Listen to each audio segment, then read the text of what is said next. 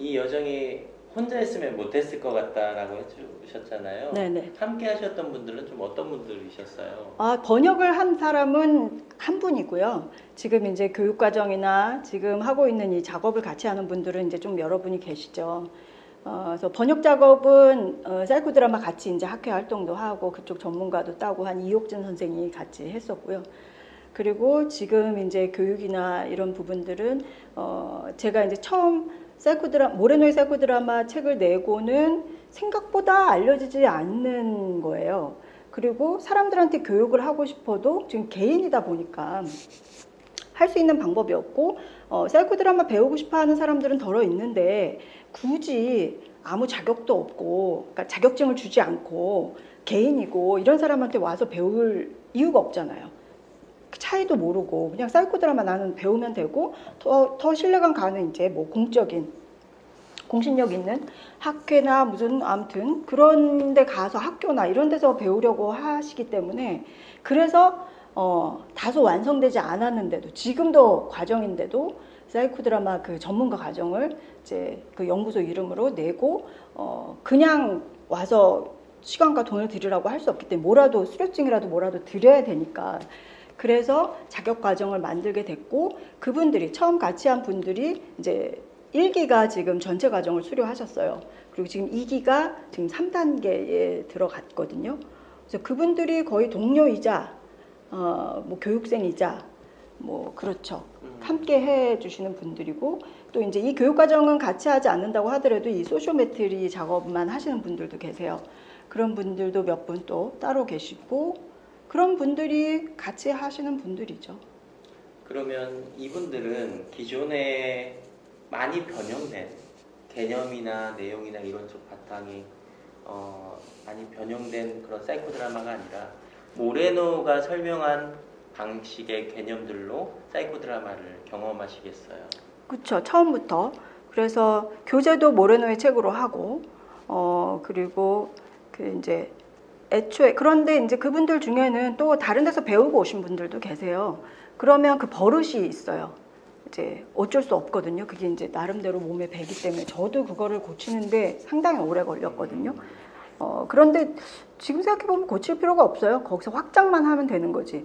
왜냐하면 모레노가 전인을 안 쓴 것도 아니고 개인에 대한 거를 안 다룬 것도 아니기 때문에 그걸 하고 거기다 플러스 더 중요한 이것도 하고 하면 되는데 처음에는 막 이제 혼란스럽기도 하고 이렇게 하면 안 될 것 같다는 그 생각에서 혼자 많이 그랬었는데 지금 보면 이제 다른 선생님들도 그러시고 이 사이코 드라마를 배워오지 않은 분들도 워낙 우리는요 상담 이쪽 심리 전공자 아니라고 하더라도 개인 중심에 엄청나게 길들여져 있어요. 기본적으로 아무 그런 거 배우지 않은 사람들도 우리 둘 사이에 갈등이 생기잖아요. 그러면 액션을 안 해요. 쟤는 좀 이상한 애네. 약간 속으로 그렇게 생각하고 혹은 난 너무 내가 이상해. 내 문제야 이거는. 하고 최대한 하는 게 이거죠. 이거는 너 때문이 아니라 그냥 내 문제야. 하고 넘어가거든요. 그리고 혼자 조금 고립돼서 혼자 해결을 하든지 안 되면은 뭐 이제 뭐 더 단절을 하죠. 세상과. 근데 그러면 겉으로는 형식적인 만남은 계속 이어지고요. 그런 식으로 길들여져 있어요. 개인주의에. 심리적인 개인주의에 너무 그게 만연해요. 그래서 사이코 드라마의 시옷도 모르는 분들도 와도 그냥 저절로 그렇게 해요. 저절로 개인 중심으로 계속 몰고 가는 게 있어요. 그래서 모레노가 이걸 만든 거다 하고 이제 자꾸 개인 간으로 더 초점을 맞추죠. 그리고 개인 내적인 것도 찾아내서 그것이 개인 간 관계에 어떻게 영향을 주고 어떤 식으로 어떻게 했을 때 이것이 달라지는지 외부에서 어떻게 했을 때 달라지는지 끊임없이 그 작업을 하는 거죠. 지금 계속 반복적으로 나오는 용어가 개인 간이죠. 개인간이라는 용어가 네. 계속 반복적으로 나오잖아요. 그러면 모레노의 사이코 드라마에서 가장 중요한 개념이 무엇일까요? 개인 간이죠. 네. 뭐 사실 자발성 텔레 역할 행위는 다 같은 얘기예요. 다 같은 얘기를 다른 국면, 다른 측면으로 정의했을 뿐인 거예요. 자발성이란 말은 리비도라는 것에 대응해서 나온 거긴 하거든요. 그리고 텔레는 전이에 대응해서 나온 거고요. 그리고 역할이라는 것은 자아를 대응해서 나온 거예요. 그리고 행위는 언어. 이렇게 다 쌍이 있어요. 그런데 이것이 자발성은 리비도를 부정하거나 리비도와 완전히 다른 것을 말하는 게 아니에요. 그리고 텔레도 전이를 부정하는 게 아니에요. 역할도 자아를 부정하지 않아요. 행위도 언어를 배제하지 않아요. 다 어떻게 보면은 포함 관계예요. 모레노가 말한 것들은 정신 분석을 폐기하자라는 게 아니었어요. 한계가 있으니 확장하자라는 거였거든요. 그래서 자발성 같은 경우는 심리 내적인 에너지가 분명히 있지만 인간은 고립돼서 혼자 있는 존재가 아니라 언제나 외부 상황에 놓여 있어. 상황에 없는 인간이 어디 있나? 상황에 없는 순간이 어디 있겠어요? 진공 상태가 없잖아요. 상황 속에서 그 사람은 내적으로도 뭔가 역동이 있지만 외부에도 반응해. 그랬을 때 이 사람이 상황 속에서 생존하게 하는 힘, 적절한 반응을 하든 아니면 어떤 반응을 하든 왜곡된 반응을 해서라도 어떤 식으로 병리적으로 돼서 남든 어쨌든 간에 이 사람이 아기가 처음 탄생해서 죽을 때까지 계속 그 상황 속에서 이 사람이 뭔가 반응하게 하는 힘, 그것을 그냥 자발성이라고 붙이자라고 한 거였고, 리비도와의 관계는 리비도는 어쨌든 그 심리내적 에너지가 승화가 되고 어떻게 되면은 뭔가 결과물로 나오거든요. 이것이 어떻게 보면은 이 결과물은 결국은 더 이상은 이제 리비도도 아니고 인간이 어떻게 만들어낸 창조물이 되는 거죠. 이것이 어떻게 보면 자발성의 결과물이기도 한 거예요. 그래서 리비도와 자발성의 관계도 모레노가 규정을 해놨죠. 이렇게 캐논이라고 이렇게 그려놓은 게 있거든요. 그래서 그렇죠. 네, 웜업을 하면서 자발성이 올라가고 그것이 이제 창조성이 되고 네. 그다음에 그것이 문화 보존물이라는 것으로 나오죠. 이런 문화 보존물은 인간의 창조물이면서 동시에 또 다른 자발성을 일으키는 것이거든요. 창조물이라는 점에서 그것이 리비도이기도 해요. 그런데 리비도라는 것이 어떻게 보면 눈에 보이지 않고 측정될 수 없는 거라면 자발성은 리비도를 포함하면서 측정되기도 하는 그런 용어인 거고, 텔레도 마찬가지로 전이는 굉장히 상대적으로 더 주관적인 감정이고 텔레는 상대적으로 객관적인 감정이에요. 예를 들면 내가 저 사람에 대해서 뭐 오해를 하죠. 왜곡을 해서 전이를 일으켰지만 나중에 저 사람에 대해서 알고 나면은 그게 거치잖아요. 거치고 그 뒤에 있는 이 사람에 대한 감정은 전이로는 더 이상 설명이 안 돼요. 그래서 전이로는 부족하다는 거예요. 이제부터 진짜 만남인데. 그래서 이 부분까지 포괄하는 개념으로 텔레를 말하자라고 한 거예요. 그래서 전이로는 다 설명할 수 없는 사람들 사이의 감정을 텔레라는 걸로 명명한 것이지 전이라는 요소를 폐기한 게 아니에요. 그래서 뭐 이권에는 전이와 텔레를 엄청나게 논의를 하거든요. 토론책이다 보니까. 근데 제가 봤을 때 그 논쟁은 소모적이에요. 전이냐 텔레냐가 아니라 텔레가 전이를 포괄하는 개념으로 이해하면 돼요. 여기까지밖에 설명 안 하니까 이것까지 설명하기 위해서 텔레라는 것을 두고 더 정확할수록 텔레라고 하는 것일 뿐 이 부분을 없애자는 게 아니다라는 거거든요. 실예로 이 사람이 지금 텔레의 영역을 지금 설명하고 있다, 주인공이. 그러면 예를 들어서 어떤 영역으로 했을 때 이게 객관적인 어떤 텔레의 영역으로 설명할 수 있을까요? 객관적인 영역이 뭘까요? 예를 들어서 이 사람이 어떤 엄마에 대한 어떤 텔레에 대한 것들을 얘기하고 있다. 그러면 이게 전이가 아니라 텔레다라고 설명할 수 있는 부분이 어떤 거가 있을까요? 네, 지금 이제 자발성 텔레 그 다음이 역할이잖아요. 예. 바로 그렇게 연결되는 부분이에요. 텔레는 사실상 기호화된 뭐라 그럴까요? 기호예요. 기호로 표시할 수 있는 것이거든요. 플러스 마이너스 제로. 그것도 다 알려져 있죠. 그런 식으로 기호화되고 간략하게 이제 표현하는 거라면 텔레의 구체적인 내용이 있어요. 그게 바로 역할 관계거든요. 내가 이 사람한테 플러스야, 텔레가. 그거는 이 사람과 나와의 역할 관계가 맞기 때문일 수 있어요. 무슨 역할 관계를 하면 좋을까? 아들과 엄마? 그런 역할 개념은 상당히 큰 개념이고요. 예. 모르노의 역할 개념은요, 굉장히 미세해요. 어떤 아들, 어떤 엄마. 앞에 뭐가 붙네요. 그쵸? 뭐, 인터뷰어와 인터뷰이인데, 어떤 인터뷰어, 어떤 인터뷰이. 예를 들면, 저에 대해서 혹은 모레노에 대해서 알고 싶어하는 그런 또 열린 마음으로 알고 싶어하는 인터뷰 온 사람이에요. 그런데 저는 그걸 알리고 싶어요. 그 맞죠? 이런 식인 거죠. 딱 맞는 얘는 아니지만 어쨌든 이런 식이에요. 근데 내가 인터뷰는 응했지만 마이너스일 수도 있거든요.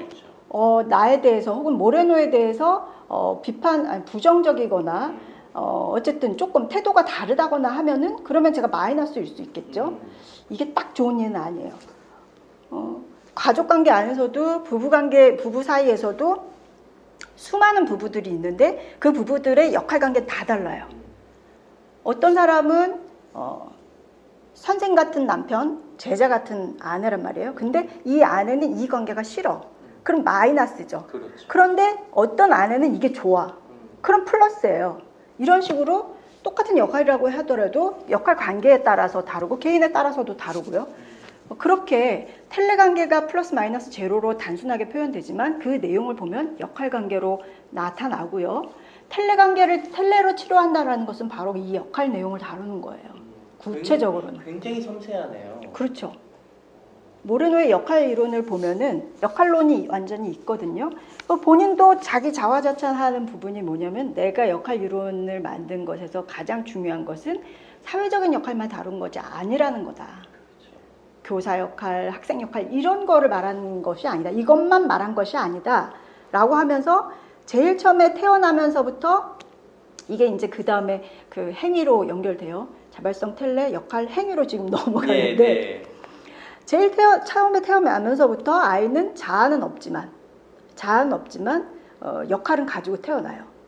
무슨 역할일까요? 아기가 처음 갖고 있는 역할. 아기가 태어나면서 하는 역할이 있어요. 뭘까요, 여러분? 어딜 보고 해야 되죠? 어떤 역할일까요? 바로 이제 신체적인 역할이에요. 신체적인 역할. 태어나면서 우는 역할, 먹는 역할, 싸는 역할, 웃는 역할도 있죠. 이런 것들은 아직은 정신이 완전히 발달되지 않은 상태지만 정신 신체적인 역할이라고 해요. 그래서 쾌감도 느끼기 때문에 울기도 하고 웃기도 하기 때문에 정신도 어느 정도는 있어요. 그런데 신체에 거의 가깝죠.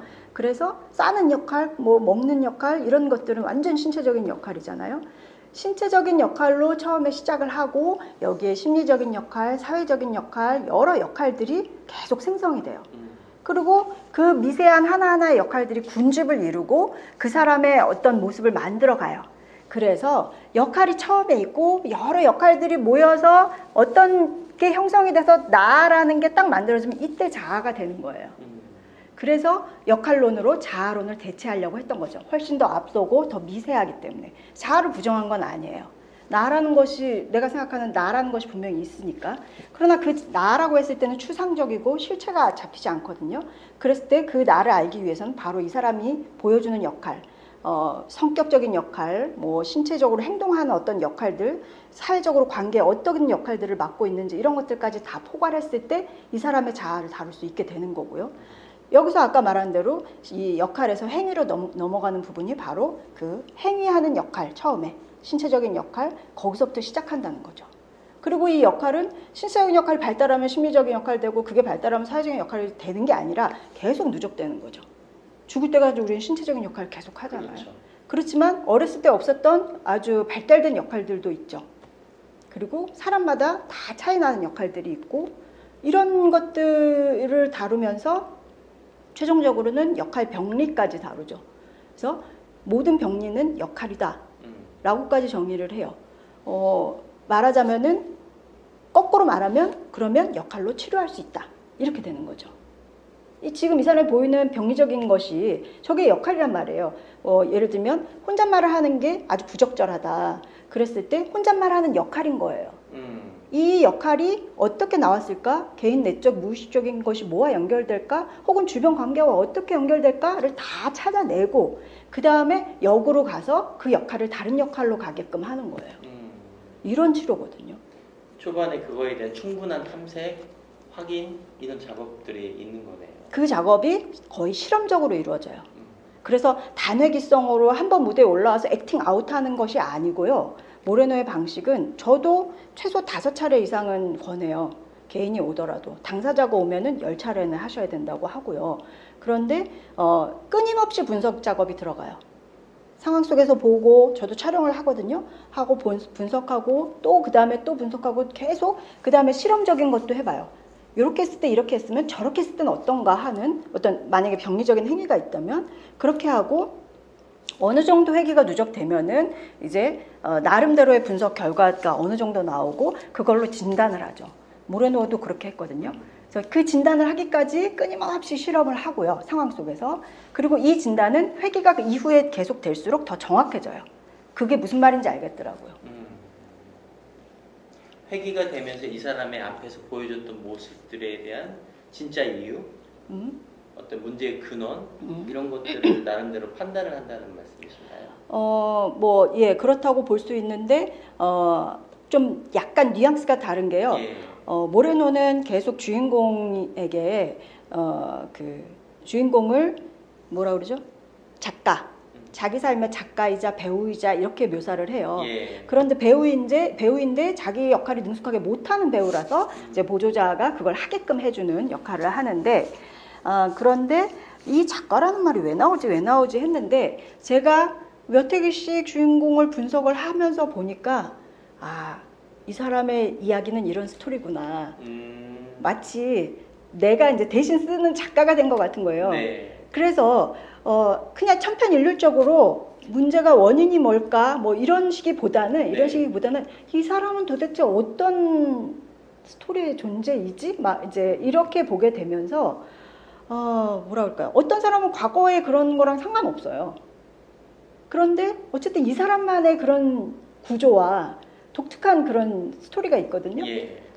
그걸 어떻게 설명해야 될지 모르겠네요. 그 뉘앙스의 차이를. 조금 더 그 사람의 삶에 머무는 느낌이 좀 드네요. 아마 그럴 거예요. 네. 이게 똑같이 어떤 내담자로 보거나 이런 물론 그렇다고 그런 관점이 완전히 문제다라고 생각하지는 않아요. 다 필요해요. 다 예. 필요한데 좀 더 색깔이 달라요. 그리고 이것이 치료 작업인 건지 어떻게 보면 창작 작업인 건지 그런 느낌이 들 때가 있거든요. 그리고 뭔가 이렇게 딱 수수께끼를 푸는 느낌이에요. 딱 풀었을 때 단순히 프로이트가 다 그 무의식의 그 어떤 시스템 안에서 그것을 설명하는 것과는 좀 달라요. 예를 들면 A라는 사람을 설명할 때는 A의 언어로 해야 돼요. A만의 방식이 있어요. B를 이해하려면은 B의 방식으로 이해해야 돼요. 공식이 다 다른 것 같거든요. 그래서 굉장히 흥미롭죠. 그걸 딱 이해하는 만날 순간. 때마다 그 삶의 이야기들이 다 다르게 느껴진다는 거잖아요. 그렇죠. 근데 이제 그거는 기존에 뭐 드라마 하시는 분들도 다 마찬가지겠지만 그게 좀 다른 거 제가 아직은 거기까지 설명이 안 되네요. 네. 최근에 이런 심리치료 영역들, 상담 영역 보면은 사례 개념화라는 설명들이 있거든요. 네. 결국에는 상담의 영역은 결국에 어떤 내비게이션이 있다. 그리고 각각의 내담자들은 어떤 특성, 유형화될 수 있다. 그거에 맞게끔 치료적인 전략과 방법을 사용함으로써 내담자가 호소하는 문제를 해결할 수 있다라고 봤는데 지금의 모레노의 이야기는 조금 더 유연한 느낌이 더 들거든요. 그러면 조금 전달됐네요. 네. 유형론하고는 다르죠. 네. 유형론으로 하지 않죠. 그러니까요. 측정한다고 해서 그것이 이제 유형을 분류하기 위한 거라기보다는 어떤 면에서는 그렇게 유형화하는 것도요 개인 중심적인 거예요. 제가 선생님하고 만날 때는 적극적이지만 전혀 다른 사람 만날 때는 되게 소극적인 사람이 되거든요. 그럴 수 있거든요. 그러면은 내가 누구와 역할관계를 맺느냐, 어떤 상황에서 어떤 역할을 하느냐에 따라서 다른 거지 나 자신이 어떤 유형이 아니거든요. 때로는 굉장히 적극적인 유형이었다가 때로는 소극적인 유형인데 물론 심리검사를 통해서 대체적으로 내가 많이 하는 유형이 나올 수는 있어요. 그렇지만 그 사람에게 더 결정적인 순간이 적더라도 적은 부분이라고 하더라도 그 사람에게는 그게 더 결정적일 수 있거든요. 그거는 외부 상황, 상대방하고도 관련되는 거기 때문에 그렇게 유형화하는 것들은 다분히 개인 중심적이라고 저는 봐요. 그러면 그런 지점에서는 분명히 구분할 수 있겠네요. 모레노의 개인간 명리학이라고 얘기하는 영역과 최근에 이런 심리 상담 영역에서의 개인의 어떤 영역과는 분명히 차별화되는 영역입니다. 그럼요. 그리고 이러한 개인 간 부분을 이렇게 당사자 소수로 하면은 사실은 뭐랄까요, 개인 치료도 마찬가지긴 하지만 한계가 있잖아요. 더 많은 사람들을 동시에 치료할 수가 없단 말이에요. 그래서 한 게 소시오메트리예요. 네.